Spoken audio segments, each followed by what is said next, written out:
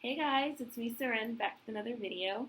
So this is going to be my discussion of the visuals that Solange released for her album, A Seat at the Table.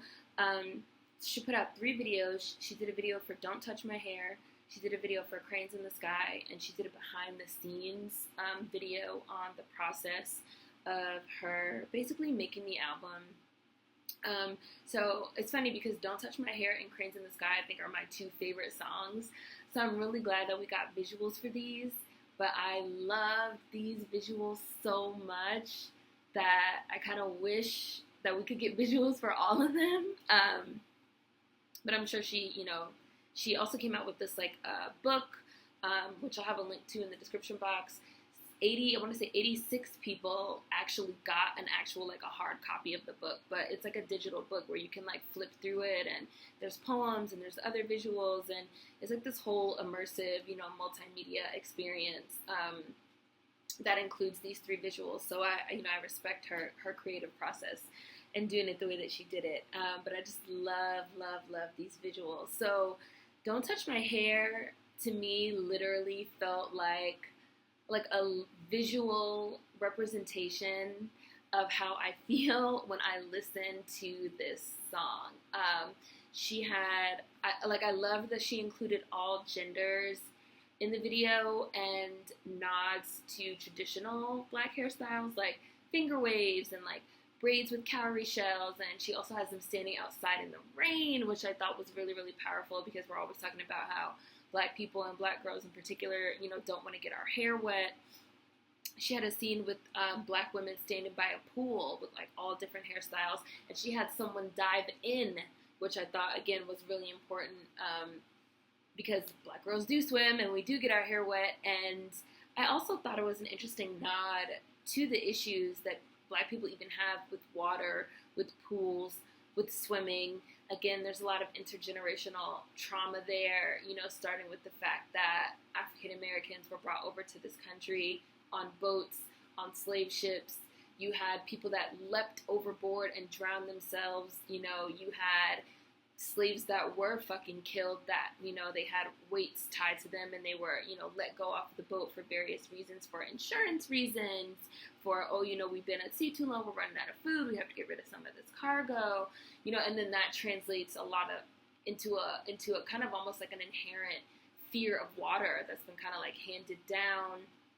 And then even getting into Jim Crow and segregation when we were not allowed, in public pools. So if you couldn't go to a public pool and you really couldn't learn how to swim, what's the only other way to learn how to swim is if you're swimming maybe in a river or a lake, which could be fucking dangerous, So then you have, generations of Black people that didn't learn how to swim, that have this fear of water, that have this fear of pools, that have, and all that again gets kind of coalesced into this idea, as if this all happened in a vacuum of, well, Black people don't swim, and Black people don't want to get their hair wet, and Black people do this and do that.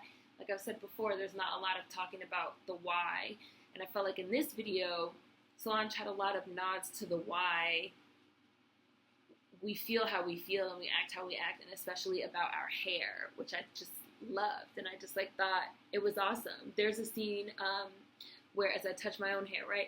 There's a scene where men and women are standing with buckets on their heads and bleach, chemicals, which immediately, of course, made me think of the process of getting a perm, where they mix all the chemicals up in the bucket and then they put it on your hair, and and you're perming your hair, especially when you're young and you don't really know any better. You're perming your hair to fit into this this Eurocentric standard of beauty, that straight hair is beautiful, and, that's why they call it, for most of us, a natural journey, because it's a journey that you have to go through to get to the point where you can even, think, oh, even if I choose to wear my hair straight for, an aesthetic purpose, my natural hair is not ugly, my natural hair is not unprofessional, my natural hair, the way it grows out of my head, is not dirty or smelly or unkempt. My natural hair is just fine, and it's beautiful, and don't fucking touch it.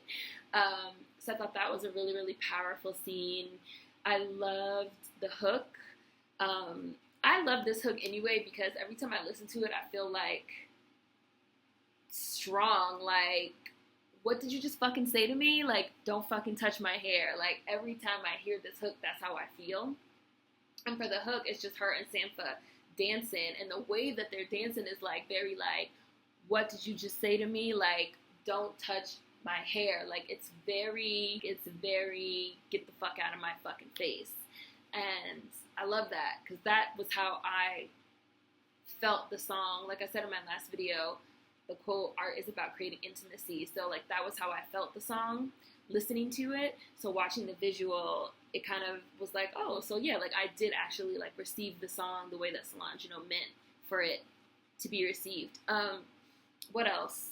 There was like a fashionable church scene where they had these like blue and black like dress creations, avant-garde, like high fashion church robes, and they had this like intricately braided hair, which again I thought was a nod to our African American culture of how people get dressed the fuck up to go to church and get their hair done to go to church, and they wear these big hats to go to church.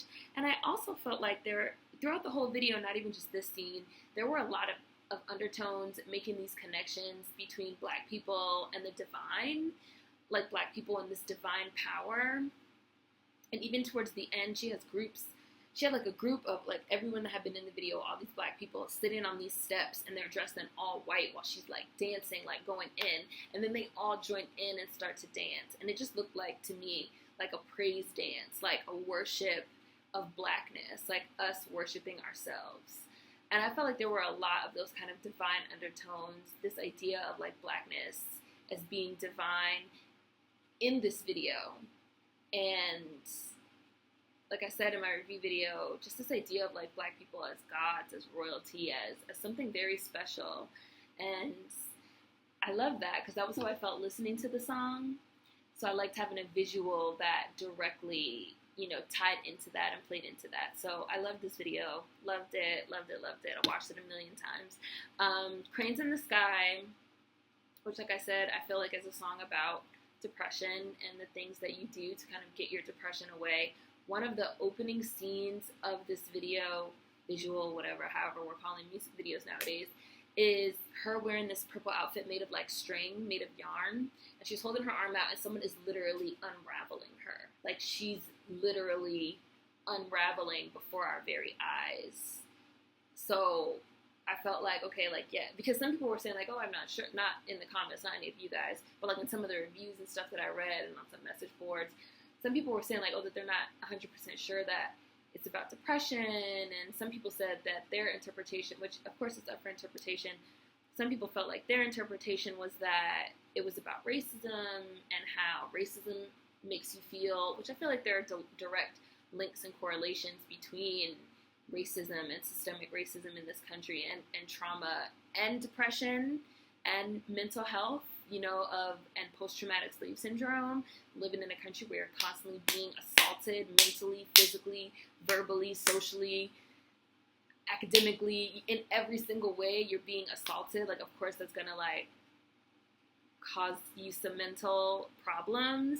But I thought that having this scene pretty much directly in the beginning of her unraveling was like, yes, like this is about feeling depressed, this is about depression. And I felt like watching the video was kind of about, I don't want to say like the stages of her depression, but maybe like the evolution of her depression.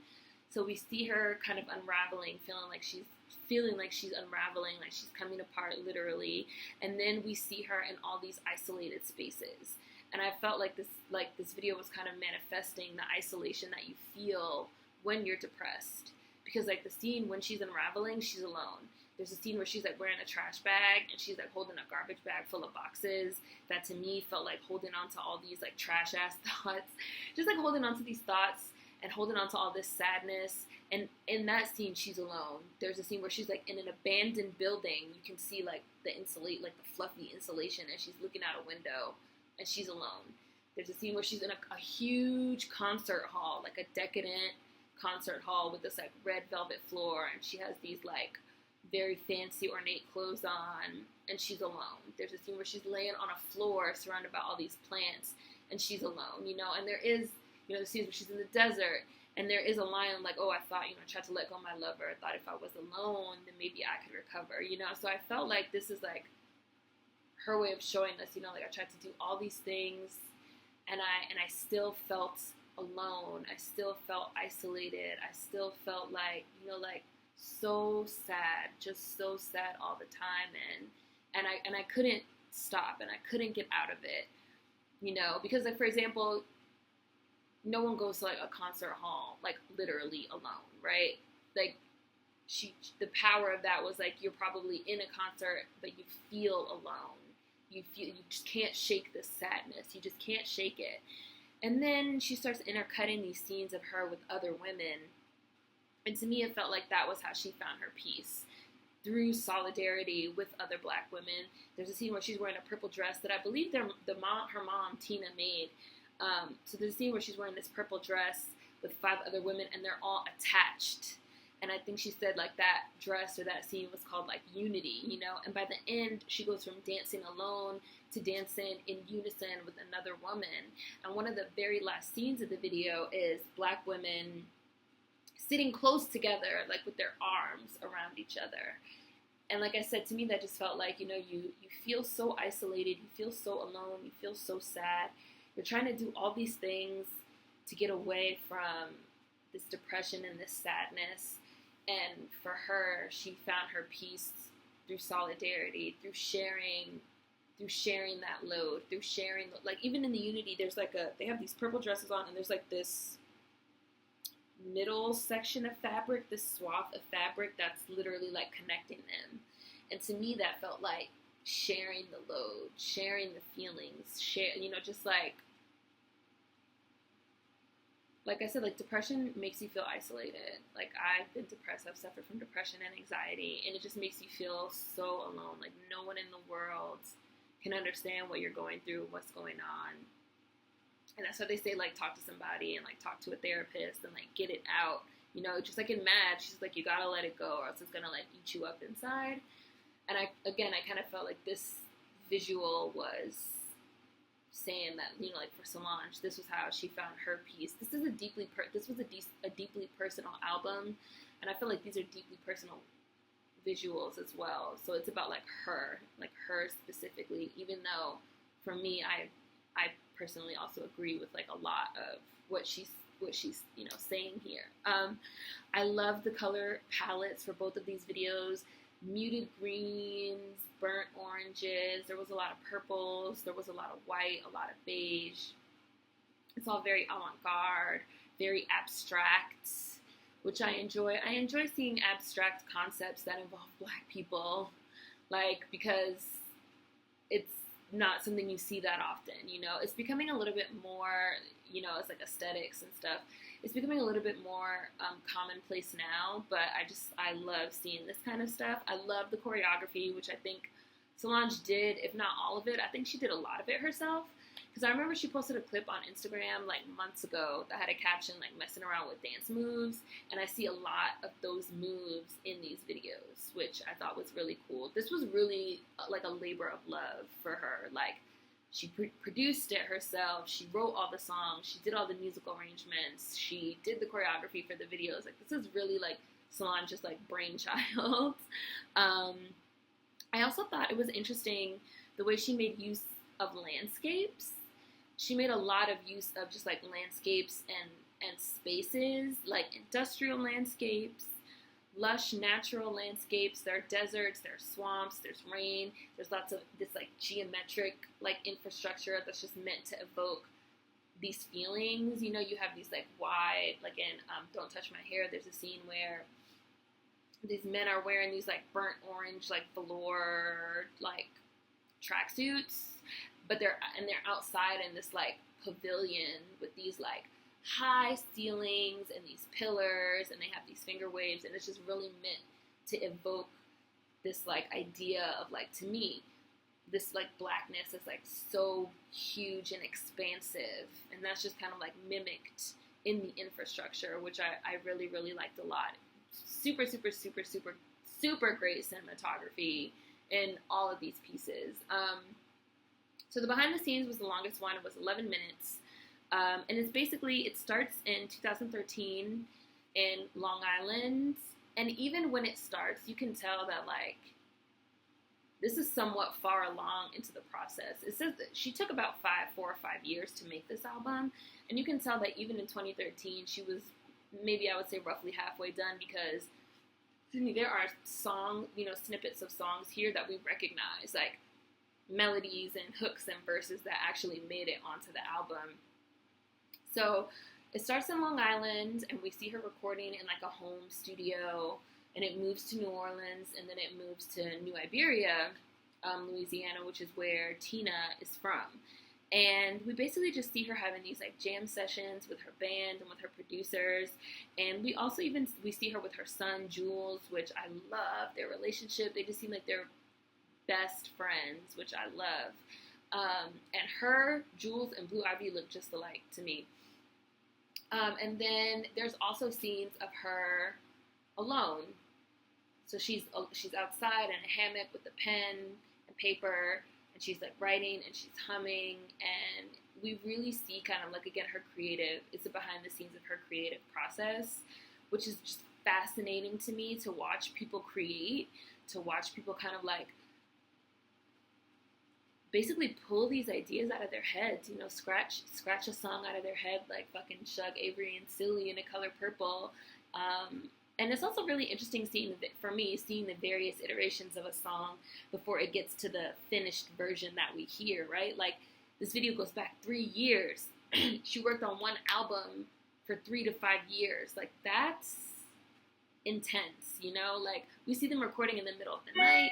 We see them recording, by candlelight during thunderstorms. We see them recording in studios in people's homes in what looks like a church. We see her going over and over and over these songs and trying out different arrangements, and like I said, we really see the amount of love and work and energy that she put into this album, And I read in a review that what did it say? It said, like, sometimes you listen to an album, or you like look at a body of work, or you read a novel, you experience a piece of art, and you know that the artist spent exactly the right amount of time on it. Not 1 minute too long, like overworking it, and not 1 minute short of like not getting it right. Like, it's just perfect. And I hesitate to call art perfect, but I would say that to me, a seat at the table feels conceptually like a perfect body of work. It's a masterpiece. Like, I just feel like it's a masterpiece. And watching how it was created was like it made me feel like, damn, I need to like go create some shit, And it also was very comforting to see that it appeared like she was creating, she was working in an environment that was completely conducive to her creative energy, like she was comfortable. And so she was able to create this deeply personal work. It was like there was nobody breathing over her neck. There was nobody talking about, we have to have these radio hits. Like, she was able to create this for herself. And it's also funny because I see a lot of reviews that say, like, oh, this is an album that clearly wasn't looking for commercial success. But this is a #1 album. This is the #1 album in the country.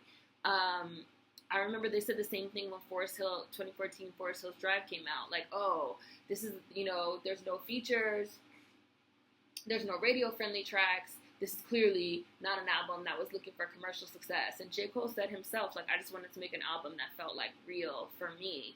And then what happened? #1 album. Went platinum with no features. Like, so it's funny how there's this idea of like what is commercial success and what constitutes commercial success and what you have to do to like achieve commercial success and to like get these radio hits and shit. But it seems like when people make these albums for themselves, those be the albums that go on to have the most commercial success. Like Beyonce's fucking Self-Titled, which she like dropped out of nowhere, which again, that was an album that she has said like she was working on an album that was supposed to have all these like commercial pop hits, and she was bored with it and she wasn't feeling it, and she scrapped the whole thing, and she recorded Self-Titled, not even with the intent of it being a commercial success, but just like, this is how I feel right now, and this is what I want to do, and I want to do these visuals, and that kind of changed her pop culture landscape. So it's very interesting, this idea of what commercial success is versus these creative works that these artists are creating, and like where they go. You know, it's an interesting trajectory. I do want to say before I go that, the comments on her music videos are turned off. You can leave comments on the behind the scenes video, but not on Don't Touch My Hair and Cranes in the Sky. When I first watched these videos when they first came out, the comments were enabled. They were originally enabled. But apparently the comment section got out of hand due to racists, which of course, like, oh, white people can't have a seat at the table? This racist, blah, blah, blah, blah, blah. But also people comparing her to her sister. Now, I have nothing to say about the racists because they're going to do what the racists going to race. But I want to say, y'all have to stop this fucking Highlander, there can only be one internet stan culture. It's getting out of hands. It's really getting on my nerves. I've said before in videos that for me personally, I see this amongst the black female artists more than anyone else. A lot of you guys have said that, you know, you see it with the white pop girls too, which maybe that's true. I don't fucking pay attention to the white pop girls, so that could be true. But for me personally, I see it with like Nicki, Beyoncé, Rihanna, Solange, even like Dej Loaf. Like these black women Normani, like these black women artists are like not allowed to be great. I've seen people trying to like pit Twigs and fucking what's this girl's name? What's her name? Starts with a T. What is her name? Now I can't think of her name. Y'all know her name. Tanashi. Couldn't think of her name. Tanashi. That's her name. I've seen people trying to like pit FKA Twigs and Tanashi against each other. Like, there's enough space for everyone. There is enough space for everyone. And a huge part of the problem is this mentality of that there can only be one. And that when one black girl artist gets some shine, that is somehow taking away from like your fave. And so you have to like go rush to like tear her down. Like, no, like there's enough fucking shine for everyone. And no one's going to take any shine away from Beyonce, especially not Solange. Like, and I've seen myself, people saying like, oh, well, I mean, I guess, like, she's no Beyonce, like, she's no Queen Bee, like, Queen Bee still, but okay, but I don't think, Solange is clearly not even trying to be Beyonce. Like, she's in her own lane, she's doing her own thing, she has her own voice. Like, I read another review that said, like, her voice clearly shares DNA with Beyonce, but you can tell that she's trying to go her own way and, like, do different things with her voice as an instrument, and, you know, like, but you have people that, like, insist on, again, this Highlander, there can only be one culture, you know, like, right now, Beyonce and Solange both had #1 albums, like, they both had albums on the fucking Billboard 200 chart at the same time. Like, only a handful of siblings have done that. Like, Janet and Michael Jackson are on that list. Like, let them both be great. Like, why can't we just, like, let people be great? Like, why do we have to, like, pit them against each other? Like, why do we have to, like, dim somebody else's shine? #1, you don't even know any of these people. Y'all don't even know any of these people. So why do you feel the need to dim the shine of Solange, someone you don't know, in order to try to boost up her own sister, Beyonce, who you also don't know? Like, if you feel the need to tear somebody down in order to defend your fave, what the fuck ever, like as if someone else doing good is taken away from your fave, you have some problems. You need to, like, step back and reflect. Because it's enough space for everyone. It's enough space for everybody to be great. I just want black girls to be great, period. So if a black girl is doing it, I support that. Like, shit's weird. Shit's fucking annoying to me. Like, you see all the time. Like, they had some title thing. And I think, like, Rihanna wasn't there or something. And somebody was like, oh, Rihanna didn't go because, like, she's too good for this. And black, like, what? Like, she's not there. Like, why are you, like, what do you get out of this? Like, what are you getting out of this dialogue that you're having right now? Like, talking about some Rihanna's not there because of this. Like, maybe she was sick or didn't want to go. Like, what? Like, what? Oh, she's not there because she has too much money to be running around with Nicki Minaj. And, like, what are you talking about? Like, I saw something about, like, net worth versus money in the bank. Something about, like, I was just like, what are y'all talking about? What are y'all talking about? And whenever you see a black girl that's not your fave doing it, why is your first immediate reaction to want to like tear her down? Really think about that. Anyways, got off on a tangent there. I really love these visuals. Hopefully you guys enjoyed this video. Food for thought as always. Links in the description box. See you guys next time. Peace.